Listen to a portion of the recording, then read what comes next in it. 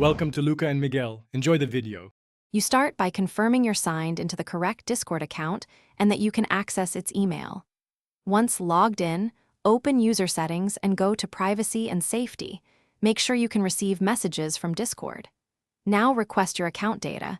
This is the only reliable way Discord provides a history export of servers and interactions.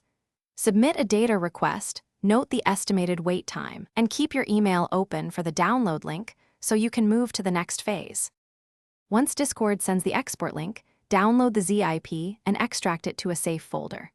You should search JSON or HTML files for keywords like guild, server, or specific server names. These files often list guild ID, join and leave timestamps, and invite links. Make sure to use a text editor that can handle large files and use find/replace or search features to filter results quickly. After locating entries, map guild ID to visible server names and collect any invite URLs for rejoining. With guild ID or invite links in hand, attempt to rejoin via the invite URL or ask a friend still in the server to send a new invite. If the export shows only ID, use a bot, mutual friend, or a server list to translate ID into names. Once done, verify you regained access and restore any needed settings.